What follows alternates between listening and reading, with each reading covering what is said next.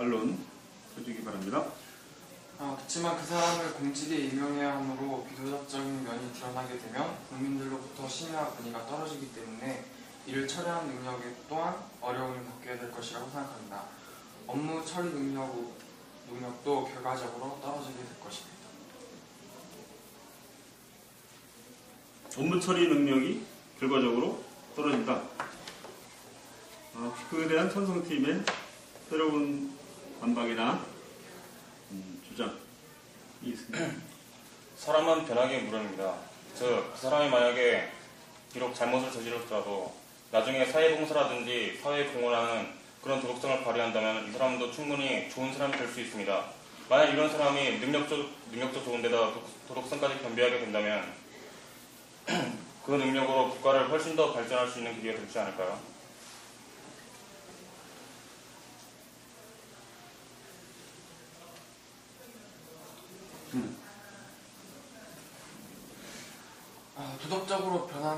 도덕적으로 변할 수 있다는 확신이 과연 있을까요?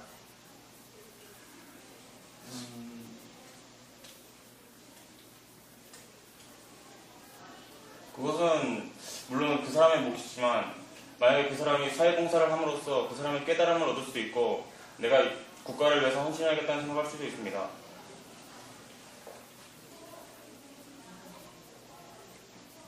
자, 그러면 세 번째 꼭지를 마치고 반대팀에서 두 번째 입론 해줄 사람.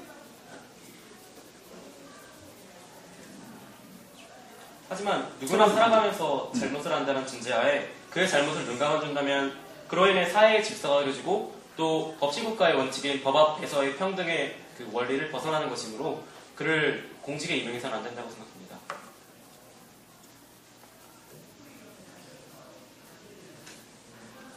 법 앞에서의 평등 이라는 그 주장을 하면서 공직의 임명을 해서는 안 된다라고 하였는데요. 찬성팀의 법 앞에서 평등하다고 그랬는데 법에서도 형평성이 있습니다.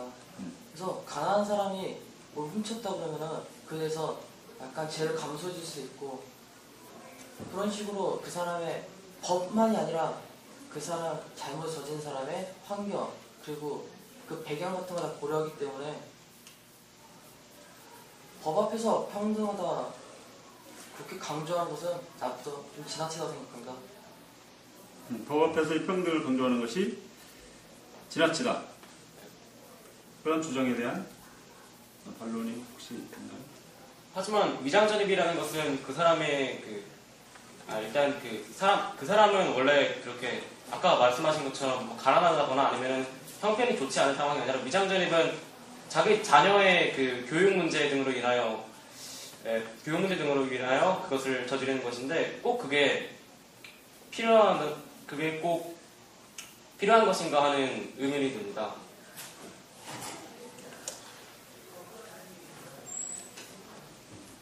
그때 당시 그것이 필요한가? 그런 것에 대한 이야기였습니다.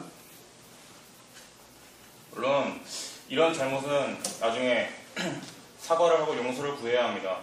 그리고 이 사과와 용서를 구한다면 이 사람의 죄는 깨끗이는 아니지만 많이 씻기게 되는 것입니다. 그렇다면 이 사람이 죄값을 치르게 된다면 이 공직에 앉을 자리가 있지 않습니까?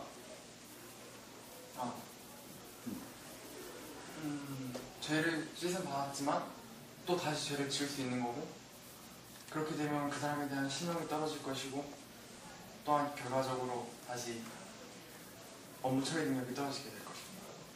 그렇다면 우리나라에 있는 전과자들이 하나의 회사에 들어가서 만약 그 회사에서 이 사람이 전과자라는 이유로 이 사람을 회사에 고용하지 않고 이런 사태가 벌어졌다면 이런 경우에 회사는 정당한 겁니까? 죄를 짓지 않은 다른 사람을 먼저 뽑는 것이 옳다고 생각합니다. 그 도덕성을 지키고 있는 사람에 대한 우선이라고 생각합니다. 그래도 전과자한테 일을 할 수 있는 권리가 있습니다. 이 일을 할 수 있는 권리를 침해한다는 것은 잘못됐다고 생각하는데요. 그 논쟁은 그렇게 이제 서로의 주장이니까 그죠? 그렇게 하면 될 것 같고 계속 이제 왜냐면 똑같은 얘기를 계속 이제 주장하게 되니까 그거는 거기서 마무리를 하고 그 다음에 찬성팀의 마지막 그 입론을 하나 새로운 이야기로 하시기 바랍니다.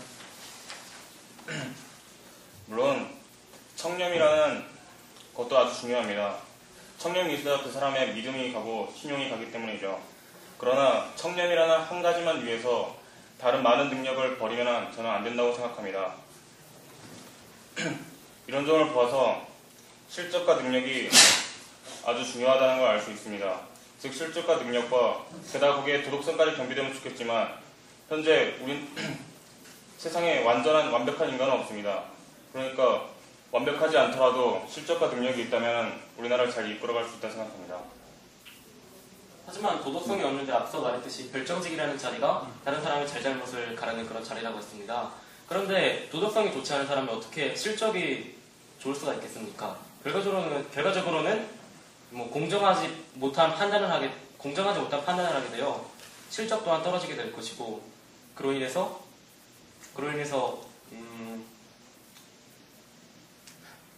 떨어질 것이라고 생각합니다. 사람은 원래 조금의 악을 가지고 태어납니다. 하지만 사회화를 거치면서 반성하고 후회하면서 더 나은 삶으로 발전할 수 있다고 생각합니다.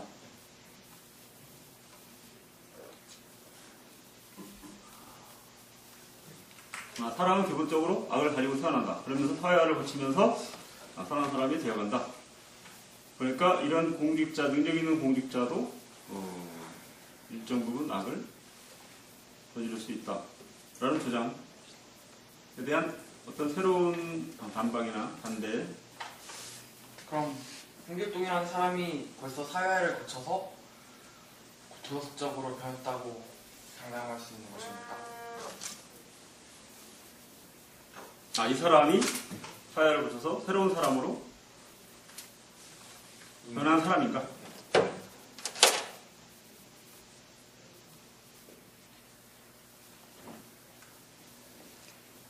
그건 어떻게 생각하십니까? 지금 반대팀의 주장에 대해서 사회화를 통해서 선한 사람이 되어간다. 근데 이 홍길동이라는 사람은 그런 과정을 거친 사람인가? 사회를 통해서 물론 그 사람은 지금 거치고 있어요. 사회를 지금 거치고 있습니다. 그래서 결과가 어떻게 될지 아무도 모릅니다. 사람이란 거는 확률적으로 수학적으로 계산할 수 없는 것입니다. 그 사람이 어떤 일을 계기로 해서 선하게 될 수도 있고 어떤 사소한 일을 계기로 해서 악하게 될 수도 있다는 말입니다. 욱해서 살인사건이 일어난 경우가 그 예입니다. 그렇기 때문에 그 사람이 아직 사회를 걸치고 있기 때문에 그 사람을 좀 더 믿어보고 지켜보면은 그 사람이 좀 더 선한 사람으로 변할 수 있을지도 모릅니다. 네, 이러한 주장, 사회화를 지금 거치고 있고 또 선하게 되어가는 과정이다. 그런 주장에 대한 새로운 반론이나 다른 주장. 거치고 있기 때문에 결정직이라는 자리에 올려야 한다는 말씀이시죠? 걸치기 때문에 선하게 변할 수 있기 때문에 한번 올려보는 것도 괜찮을 거라 생각합니다. 그럼 올리고 난 후에 도덕적이지 못한 판단이나 판가름을 했을 때 그에 대한 처벌이나 또 그 잘못된 판단 때문에 얻은 불이익을 누가 보장할 수 있는 거죠? 그건 당연히 국가가 보상해야죠. 그 사람 올린 거 국가이기 때문에 그로 인해서 손해가 났으면 국가가 당연히 배상해야죠. 하지만 그로 인해서 손해를 입는 것은 결과적으로 국민들이 될 거라고 생각합니다.